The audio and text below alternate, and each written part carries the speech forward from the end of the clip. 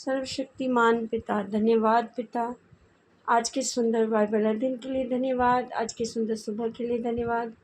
हर एक को बड़ी बरकत दे प्रभु, सुनने और पढ़ने वाले को बड़ी बरकत दे, आशीष कर पिता, यीशु नाम से मांगते हैं, आमीन। हम पढ़ेंगे यहोशू की किताब 8 अध्याय, ए नगर का ले लिया जाना। तब यहोवा ने यहोशू से कहा, मत डर और तेरा मन कच्चा ना हो, कमर बांध कर सब योद्धाओं को साथ ले और ए पर चढ़ाई कर। सुन, मैंने ए के राजा को, उसकी प्रजा और उसके नगर और देश समेत तेरे वश में किया है। जैसा तूने यरीहो और उसके राजा से किया, वैसा ही तू और उसके राजा के साथ भी करना। केवल तुम पशुओं समेत उसकी लूट तो अपने लिए ले सकोगे, इसलिए उस नगर के पीछे की ओर अपने पुरुष घात में लगा दो।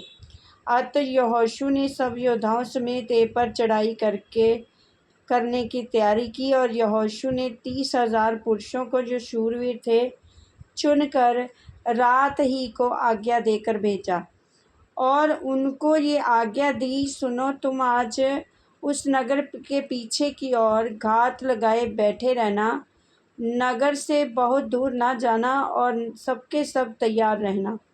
और मैं अपने सब साथियों समेत उस नगर के निकट जाऊंगा, और जब वे पहले के समान हमारा सामना करने को निकलें, तब हम उनके आगे से भागेंगे।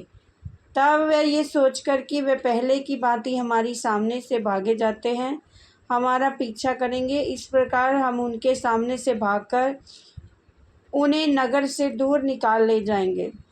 तब तुम घात में से उठकर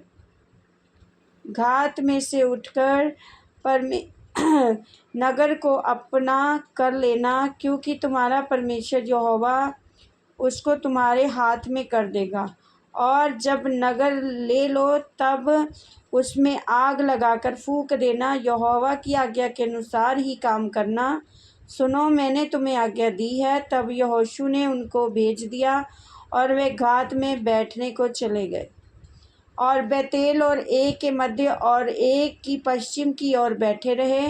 परंतु यहोशू उस रात को लोगों के बीच टिका रहा।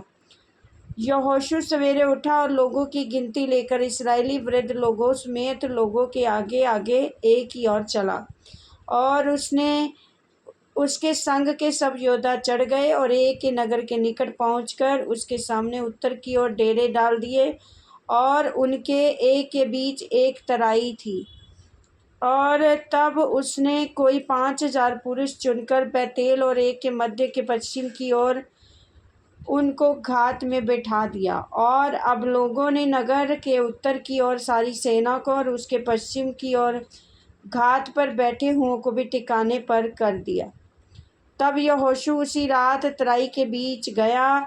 जब ए के राजा ने ये देखा, तब वे फुर्ती करके सवेरे उठे। राजा अपनी सारी प्रजा को लेकर इस्राएलियों के सामने उनसे लड़ने को निकलकर ठहराए हुए स्थान पर, जो अराबा के सामने है, पहुंचा। वे नहीं जानता था कि नगर की पिछली ओर लोग घात लगाए बैठे हैं। तब यहोशू और सब इस्राएली उनसे मानो हार मानकर जंगल का मार्ग लेकर भाग निकले।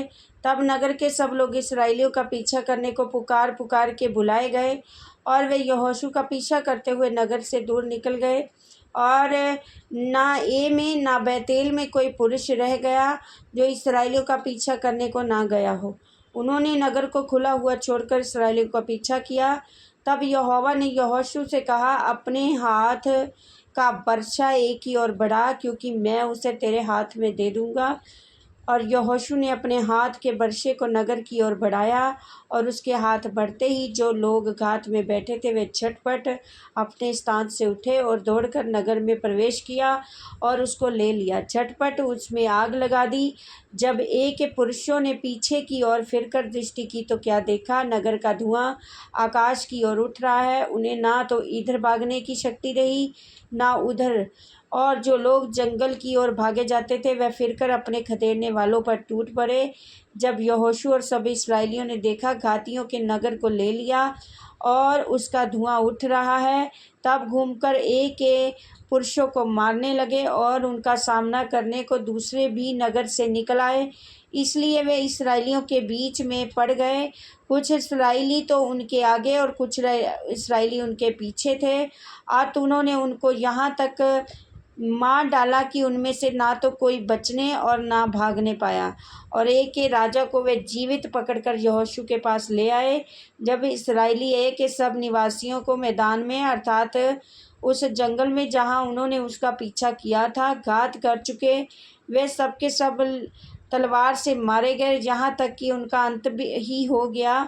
तब सब इस्राएलियों ने ए से लौटकर उसे भी तलवार से मार डाला और स्त्री पुरुष सब मिलाकर जो उस दिन मारे गए वे 12,000 थे।